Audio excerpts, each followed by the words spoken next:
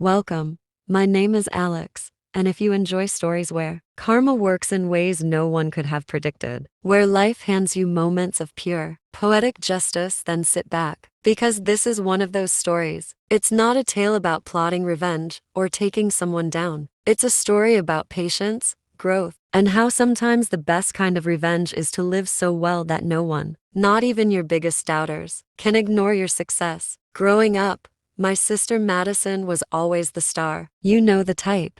She had everything together. Good grades, popular at school, knew exactly what to say in every situation, always perfectly dressed and confident. And me? Well, I was the opposite. The quiet kid, buried in my computer, tinkering with random tech projects that no one understood. I wasn't cool. I wasn't charming. And Madison never let me forget it. She had this way of making me feel small, especially in front of other people, at family dinners, school events, even just hanging out at home. Oh, that's Alex, he just plays with his little computers. Not sure what he'll do with that.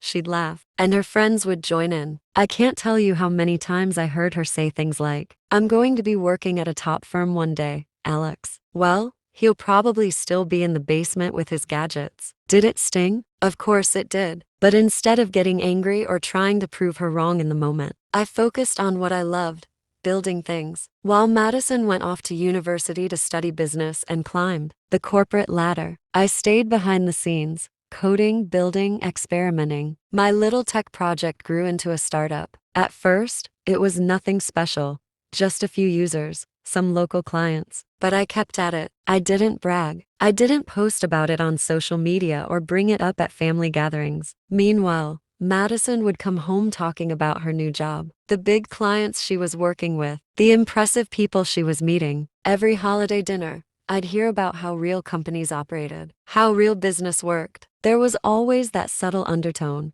You're playing with toys, Alex.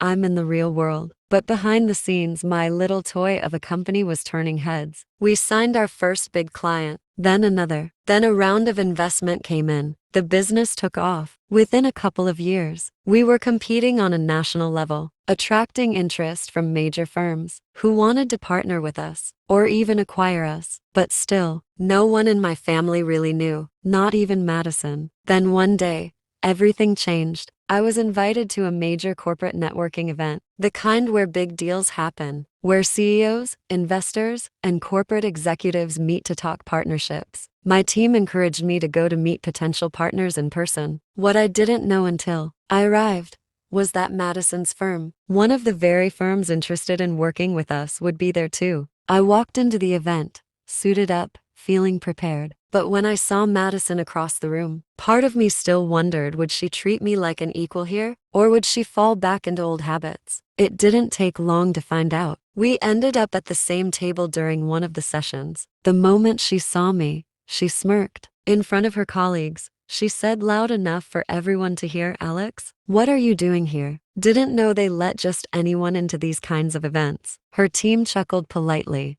not knowing the backstory. It was like being transported back to those childhood dinners. Same Madison, same need to put me down. The only difference? This time, I wasn't that awkward little brother anymore. But instead of reacting, I smiled politely and said nothing, because I knew what she didn't. Moments later, her boss, a very senior executive, approached the table. The moment he saw me, his face lit up. "Alex," he said, shaking my hand enthusiastically. "Great to finally meet you in person. Everyone, this is Alex, the CEO of the company we're hoping to acquire." And just like that, the energy shifted. Madison's smile vanished. Her colleagues looked confused, eyes darting between her and me. And for the first time, Madison was speechless. I kept my composure. No smugness, no gloating, just professionalism. I joined the conversation naturally, talking business, answering questions. The rest of the evening, Madison sat quietly, her earlier bravado gone. Over the next few weeks, our companies entered serious negotiations. I had to work directly with her firm, which meant Madison was now in meetings, where I was leading the discussion. She had no choice but to treat me as an equal. In fact, in this situation, I had the upper hand. Then came the final twist. An executive role opened up in my company, one that fit Madison's exact skill set. My team asked me, Should we consider her for the role? Honestly, it was tempting to say no. After everything she'd done, after all those years of putting me down, it would have been easy to shut that door, but I chose a different path. I offered her the position, not to rub it in, not to get revenge, but because she was good at what she did. And because real success isn't about payback, it's about rising above. Madison accepted. And while things between us will probably never go back to the way they were, there is now a mutual respect. Because when you focus on your own growth, when you let your actions speak louder than your words, life has a funny way of turning things around for you. And that's the moral of this story. The best revenge isn't about tearing others down. It's about building yourself up so strongly that you change the story entirely, so that even your harshest critics can't help but respect you. Sometimes, living well truly is the best revenge.